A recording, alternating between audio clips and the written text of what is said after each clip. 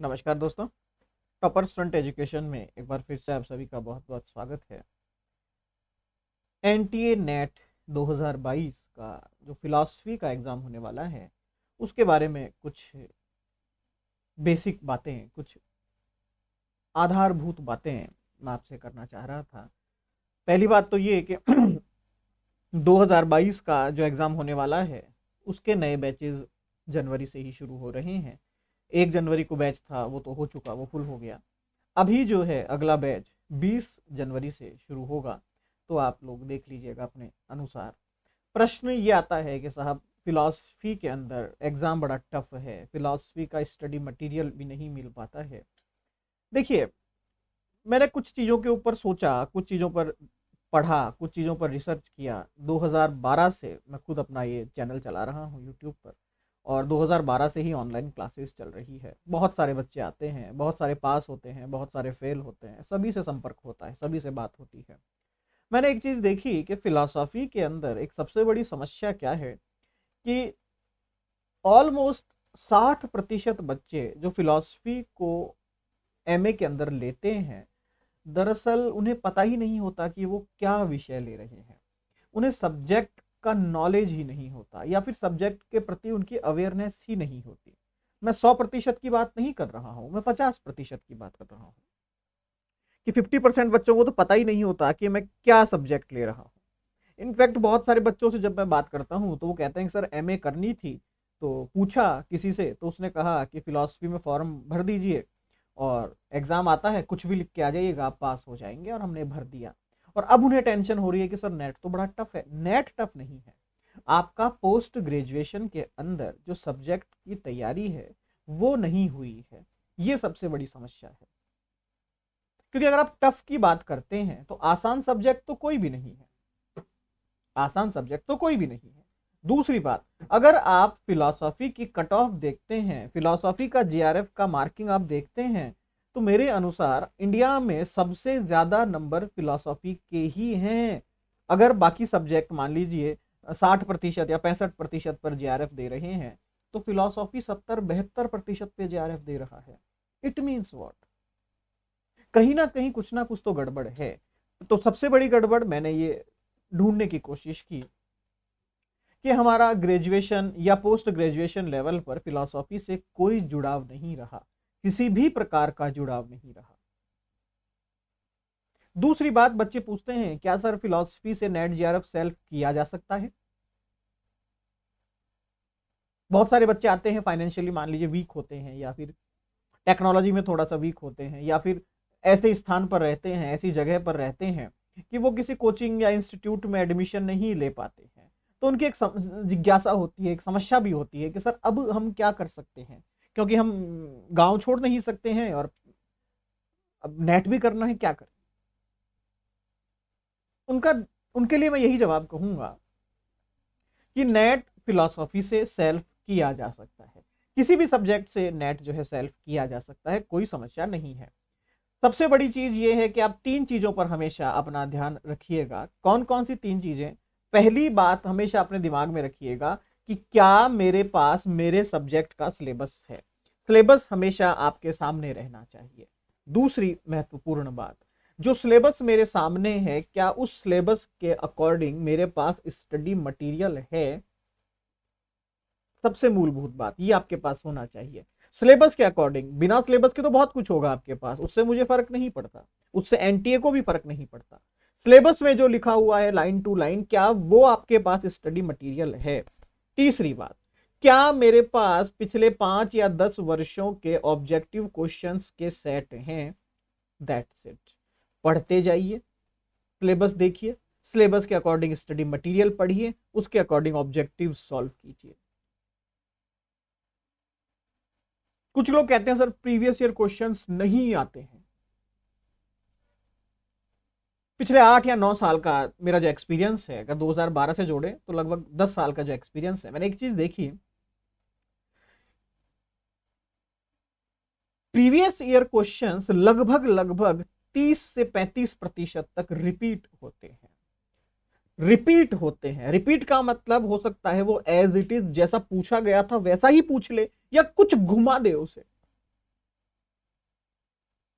घुमा दे in the sense, मैं आपसे प्रश्न पूछता हूं अनेकांतवाद कौन से भारतीय दर्शन का केंद्रीय सिद्धांत है? आप कहेंगे जैन दर्शन। सेम एज वो इस क्वेश्चन को थोड़ा सा घुमा दे कि साहब जैन दर्शन की तत्व मीमांसा क्या कहलाती है? अनेकांतवाद। प्रश्न लगभग वही है, अनेकांतवाद और जैन दर्शन का संबंध पूछा गया है। तो अनेकांतवाद और जैन दर्शन का संबंध वो कैसे भी पूछ सकता है, बट इंपॉर्टेंट थिंग कि अनेकांतवाद और जैन दर्शन मेरे लिए जरूरी है, मुझे ये पता होना चाहिए। प्रीवियस ईयर क्वेश्चंस को कैसे पढ़ते हैं, ये एक सबसे बड़ी समस्या भी है और सबसे बड़ा एक प्लस पॉइंट भी है। अगर आप पकड़ लेते हैं उस चीज को, फॉर एग्जाम्पल आपको ये पता होना चाहिए कि मैं जब एक क्वेश्चन सॉल्व कर रहा हूं तो मेरा टारगेट ऑब्जेक्टिव लगाना नहीं है, मेरा टारगेट उस टॉपिक के बारे में जानना है जो प्रश्न पूछा गया है। अगर अनेकांतवाद और जैन दर्शन पूछा गया है तो मुझे पता होना चाहिए कि जैन दर्शन और अनेकांतवाद के क्या क्या प्रश्न आ सकते हैं, अनेकांतवाद का जैन दर्शन में क्या महत्व है, अनेकांतवाद का महत्व क्या है, अनेकांतवाद अगर तत्व मीमांसा है तो ज्ञान मीमांसा क्या है, अगर आपका जिसको आप शादवाद कहते हैं, अगर शादवाद ज्ञान मीमांसा है तो शादवाद क्या है, क्या शादवाद और जैन दर्शन से भी प्रश्न आते हैं क्या? जब आप इस तरीके से एक के बाद एक, एक के बाद एक, एक के बाद एक, एक के बाद एक चलते जाएंगे तो आप देखेंगे प्रश्न में एक ही पढ़ रहा था और मैंने सॉल्व कर दिए तकरीबन 10 प्रश्न। या इसको ऐसे पढ़ें कि मैं एक ही प्रश्न देख रहा था लेकिन मैंने 10 टॉपिक को रिवाइज कर दिया। तो अब समस्या नहीं है। फिलॉसफी में आपको थोड़ा सा साइंटिफिक सोचना पड़ेगा, थोड़ा सा गणित की तरह सोचना पड़ेगा, थोड़ा विज्ञान की तरह सोचना पड़ेगा। क्या कभी सोचा है आपने कि ये जो हम कहते हैं कि बीटेक के स्टूडेंट्स बहुत जल्दी पास हो जाते हैं या विज्ञान के विद्यार्थी बहुत जल्दी सिलेक्शन ले जाते हैं और ह्यूमैनिटीज के विद्यार्थी थोड़ा सा कमजोर रह जाते हैं, आखिर इसका कारण क्या है, आखिर इसका रीजन क्या है? कभी सोचने की कोशिश कीजिएगा। वो लोग स्मार्ट स्टडी करते हैं, आप लोग स्मार्ट स्टडी नहीं कर रहे हैं। वो लिमिटेड टाइम में मैक्सिमम आउटपुट निकालते हैं, आप मैक्सिमम टाइम में लिमिटेड आउटपुट निकालते हैं।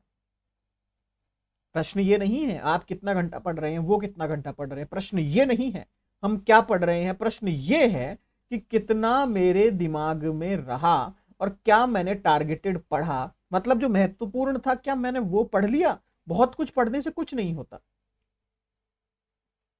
एक चैप्टर हो सकता है 50 पेज का हो लेकिन उसमें से पढ़ने वाली केवल 5 ही बातें हो जो कि एक पेज से भी कम पेज में आ जाती है। तो इंपॉर्टेंट क्या है? उन 5 बातों को कंठस्थ करना जहां से प्रश्न आता है, ना कि 50 पेजों की रीडिंग लगाना, क्योंकि वहां से कुछ भी नहीं आता। इसको मैं समय का दुरुपयोग कहूंगा, क्योंकि मैंने 50 पेज पढ़े, मैंने मेहनत भी करी। ऐसी बात नहीं है कि मैंने मेहनत नहीं करी, मैंने पूरी मेहनत करी, 50 पेज पढ़े, लेकिन निष्कर्ष क्या निकला? जो बच्चा 5 टॉपिक पढ़कर गया था उसके ज्यादा अच्छे मार्क्स आए। तो फिलॉसफी के साथ ये एक विडंबना है, हम समझ नहीं पाते हैं, हम प्रीवियस ईयर क्वेश्चंस को सॉल्व नहीं कर पाते हैं, हम 11th और 12th क्लास की जो बुक्स है उन्हें नहीं पढ़ पाते हैं। कुछ नहीं करना, कुछ नहीं करना, थोड़ा सा अपनी स्ट्रेटेजी को चेंज करना है। थोड़ा सा जो बड़े एग्जाम्स हैं उनके हिसाब से आप सोचना शुरू कीजिए एक बार कि मैं जीरो से शुरू करता हूं, मैं पीछे से शुरू करता हूं, मैं एकदम छोटी क्लासों से शुरू करता हूं। मैं पहले 11th 12th में अगर फिलॉसफी चलती है तो मैं उसे उठाता हूं, ग्रेजुएशन की है तो उसे लेता हूं, एमए की है तो उसे लेता हूं, बात खत्म, मेरा काम हो जाएगा।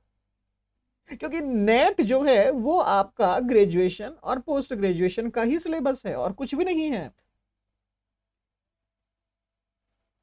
किसी बच्चे ने एक बार मुझसे चर्चा करी कि सर जैसे कि अप्लाइड फिलॉसफी है, तो अप्लाइड फिलॉसफी तो कभी भी हमने नहीं पढ़ी, ऐसा नहीं है। आप जाइए इग्नू के अंदर, आप देखिए वहां पर अप्लाइड फिलॉसफी का अलग से सेक्शन चलता है। जब आप वहां पर एनरोल होते हैं यूजी पीजी कोर्सेज के लिए तो वहां पर स्पेशली ये चीज चलती है। ऐसी बात नहीं है कि ये नया कोई इनोवेशन है, नया कोई नवाचार है कि साहब पहली बार हम आपको अप्लाइड फिलॉसफी पढ़ा रहे हैं। नहीं, ये तो बहुत बहुत पहले से चलती है, लेकिन हमने कभी उस पर ध्यान नहीं दिया। तो कुछ नहीं करना, हमें सिर्फ ये बुक्स उठानी है और इनका अध्ययन करना है।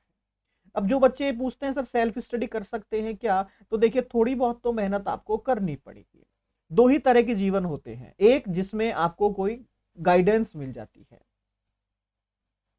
मार्गदर्शन मिल जाता है, मैंने दिया, आपने दिया, किसी और ने दिया, किसी ने भी दिया, वॉट एवर, मार्गदर्शन मिल गया। एक जीवन होता है जिसमें मार्गदर्शन नहीं मिल पाता, खुद को अपने मार्ग बनाने पड़ते हैं। उसमें मेहनत तो लगती है लेकिन वो मार्ग फिर बहुत सुंदर होते हैं। तो अगर आप खुद का मार्ग बनाना चाहते हैं तो बहुत अच्छी बात है, आप बनाइए। आप गूगल पे जाइए, आप 12th की बुक्स डाउनलोड कीजिए, आप यूजी की बुक्स डाउनलोड कीजिए, आप पीजी की बुक्स डाउनलोड कीजिए, उनको पढ़ना शुरू कीजिए, शॉर्टकट मत ढूंढिए। बच्चे शॉर्टकट के रास्ते में है, सर हमें तो नोट्स दे दीजिए, हम नोट्स पढ़ के पास हो जाएंगे। मैं कहता हूँ कि नोट्स तो नहीं देंगे, चलिए सर ये फिर कोई बात नहीं, हम देखते हैं क्या करते हैं। मतलब वही मानने को तैयार नहीं है कि भैया नोट्स से कुछ नहीं होगा, आप बुक्स पढ़ना शुरू कीजिए। नोट्स तभी आपके काम के हैं जब साथ साथ आपको कोई पढ़ा रहा हो। नोट्स में मान लीजिए मैंने 60% बातें नोट्स में लिख दी, 40% हमने क्लास में डिस्कशन कर लिया, तो 100% हो गया। एक बच्चा जो केवल नोट्स पढ़ रहा है वो कभी भी 100% नहीं पढ़ सकता, क्योंकि वो बाकी रिमेनिंग 40% कहां से लाएगा। हाँ, अगर वो क्लास में है, चाहे वो किसी भी इंस्टीट्यूट में, हर इंस्टीट्यूट के नोट्स एक स्टैंडर्ड लैंग्वेज के अंदर होते हैं, एक आदर्श भाषा के अंदर होते हैं, जिसका लक्ष्य यही होता है कि भैया 60% हम नोट से समझाएंगे, 40% हम क्लास में समझाएंगे, ताकि बच्चे का 100% हो जाएगा। सिंपल बात है, ठीक है। तो आप पढ़ना शुरू कीजिए, नेट आप सेल्फ निकाल सकते हैं, कोई दिक्कत नहीं है। 3 चीजें मैंने स्टार्टिंग में बताई, सिलेबस, स्टडी मटेरियल और previous year question papers. Self वाले बच्चों के लिए मैंने बताई, गूगल कीजिए, बुक्स डाउनलोड कीजिए और पढ़िए। समय अभी विकट है, बाहर हम जा नहीं सकते, ऑनलाइन कीजिए। मतलब ऑनलाइन मतलब मैं ये नहीं कह रहा मेरे पास एडमिशन लीजिए, ऑनलाइन कीजिए का मतलब आप गूगल कीजिए। 2012 से जब हमने ये चैनल शुरू किया था, मेरा एक टारगेट था, हमेशा से मेरा एक लक्ष्य रहा कि कोई बच्चा कल को दर्शन शास्त्र लेता है तो वो यूट्यूब पे या कहीं ढूंढता है तो उसको कंटेंट की कमी नहीं होनी चाहिए, वीडियोस की, लेक्चर्स की कमी नहीं होनी चाहिए। आज हमारे चैनल पर, खुद के चैनल पर 900 से ज्यादा, 900 से भी ज्यादा क्लासेस है। चाहे वो यूपीएससी हो, चाहे वो नेट हो, चाहे वो स्टेट पीसीएस हो, चाहे वो ग्रेजुएशन लेवल हो, चाहे पीजी लेवल हो, जो भी एग्जाम हो, XYZ, आपके पास कंटेंट की कमी नहीं है। क्योंकि 900 से भी ज्यादा वीडियोस ओनली फिलोसॉफी के मेरे हिसाब से पूरे इंडिया में किसी के चैनल के ऊपर अवेलेबल नहीं है। तो हमारा टारगेट भी यही था कि कल को मान लीजिए हम रहे ना रहे, हम क्लास लें या ना लें, बातें खत्म हो जाए सब कुछ, लेकिन एक कंटेंट ऐसा रहना चाहिए कि आगे 10 साल बाद भी कोई बच्चा अगर आके ढूंढे तो उसको कंटेंट की कमी ना लगे। तो आपके पास तो कंटेंट भी है। नेट का ऑलमोस्ट 40 से 50% सिलेबस आपको हमारे चैनल पर मिल जाता है, फ्री ऑफ कॉस्ट है, कोई कॉस्ट नहीं है इसकी। आप जाइए यूट्यूब पे सर्च कीजिए, पढ़िए, कोई दिक्कत नहीं है। फिर दिक्कत कहाँ है? दिक्कत है आपको मेहनत करनी पड़ेगी और आप मेहनत करना नहीं चाहते हैं। और अगर आप मेहनत कर लेते हैं तो भैया एनटीए कोई बहुत बड़ा एग्जाम नहीं है, बच्चे सेल्फ पढ़ाई करके यूपीएससी भी क्रैक करते हैं, बड़े बड़े एग्जाम क्रैक करते हैं। एनटीए हालांकि कोई छोटा एग्जाम नहीं है, बट फिर भी हम उनसे सीख सकते हैं। आप शिक्षक हैं, आप आने वाले समय के रिसर्चर हैं, खोजी हैं। आप कल को आप डॉक्टर बनेंगे, किसी विषय विशेषज्ञ बनेंगे आप, तो आपको अभी से अपनी रणनीति तैयार करनी पड़ेगी, ठीक है। और जो विद्यार्थी एडमिशन लेना चाहें, 20 तारीख से क्लासेस होगी, तो आप ले सकते हैं। धन्यवाद।